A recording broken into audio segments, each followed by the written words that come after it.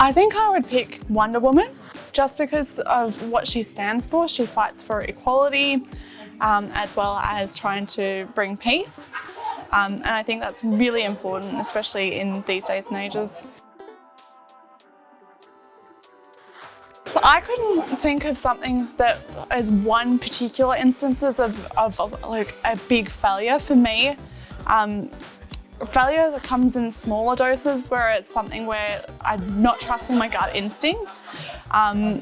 So if I have a feeling that something maybe might not be quite right, or if I have my reservations about the person, 9 times out of 10 I've been right, and the instances I've ignored that gut feeling, it's been situations where I've had an outcome where the shoot that I've attended, I've not been happy with the images, or I've not had a result that I would have liked from that experience.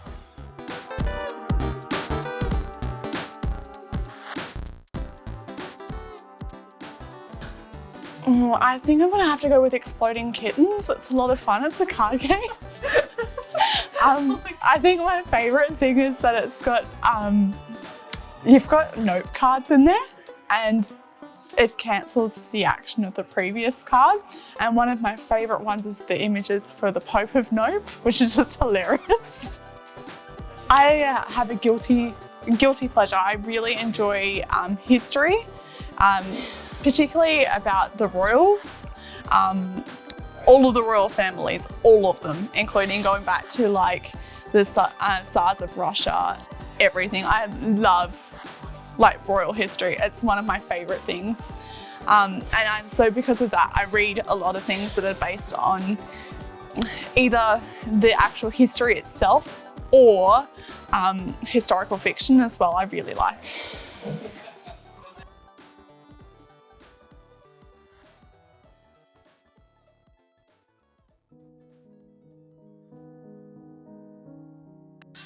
I'd say go for your life. My career is quite shaped in very different ways over the years. I started modelling as something to try and kind of find myself. I was bullied quite bad for a lot of my life, so for me it was about finding that inner confidence, which has been something I've done along the way. I've explored all of the different sort of finding myself and my own aesthetic, as well as kind of realising that it's okay not to fit the norm or conform to anyone else's standards. As long as I conform to my standards, that's what's important to me. I'm going to have to go with Tom Ellis from Lucifer. Yes! I really like the way that the show has written him as a character, and I don't think that the casting choice could have been better if they tried.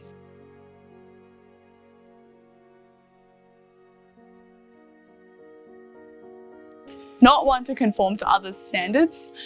So for some reasons, it makes people think that I'm not approachable, just because I've got brightly coloured hair or tattooed, or sometimes I have a little bit of the old resting bitch face.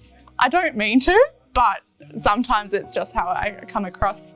I'm very approachable. I am one of those people that will always try and help you however I can. So I try and make sure that I am really approachable. I'm always happy. I've had a few newer makeup artists or newer models reach out to me over the years, even if it's just to ask what they think a particular person's like to work with, or if they got any, if they want to ask me about any tips or that sort of thing. I'm always happy to have a chat and try and help other people where I can.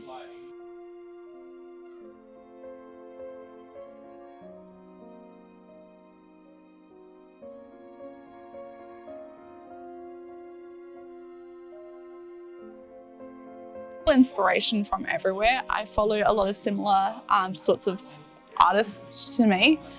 So I do makeup and hairstyling as well as the modelling. So I follow accounts that are similar, to not necessarily pull direct inspiration, but to see what other people are doing and going to get a feel for how I can take a similar concept and make it my own. I was watching The Good Doctor with my parents a few weeks back, and it was a couple of episodes about around the start of the COVID pandemic in America, and particularly how well they're not coping with it, which was quite confronting. And yeah,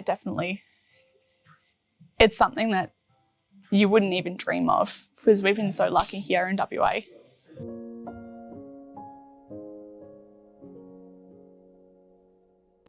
I think something that I'm not necessarily asked about a lot is that I have, throughout my modelling journey, I've kind of taken my career in a sort of a few different ways as I've kind of developed as a person. So at one point I was a much larger person, and I ended up trying everything by myself to lose a significant amount of weight because I was very unhealthy, and I was at the point where I would have been pre-diabetic if I hadn't have done something about it. And so I had a gastric sleeve done, and it's not necessarily something that a lot of people kind of get their head around because they don't understand. There's a lot of stigma around it as well. So I try and educate where I can. So it's not, a lot of people see it as the easy way out. It's not. There's a whole raft of other issues that come after you've lost all of the weight. You end up with issues with like excess skin and that sort of thing. I've had 2 lots of surgery to remove some of my excess skin already. I've got 2 lots to go. And I feel like there's particularly in today's society, there's a lot of judgment, particularly if you're like me. I'm 29, so I'm still relatively young. I'm not super old or anything in between. There's a bit of a stigma attached to like actual invasive plastic surgery, where in some cases it's absolutely warranted. You've got people that undergo, reconstructive surgeries all the time, but a lot of people just see it as a vanity thing, not necessarily that it's something that they need, which is something that I try and educate about where I can, because I was getting a lot of judgment at one point because of the fact that I've been very, very open about my journey, about where I've been, and I've got nothing to hide. I'd rather, if someone's on the fence, again, if you want to have a second opinion or a chat about it with me, I'm more than happy to. If you're not sure, I'm happy to be that person to talk to you through my experiences, because everyone has such a different experience with it. Great, thank you very much. No worries.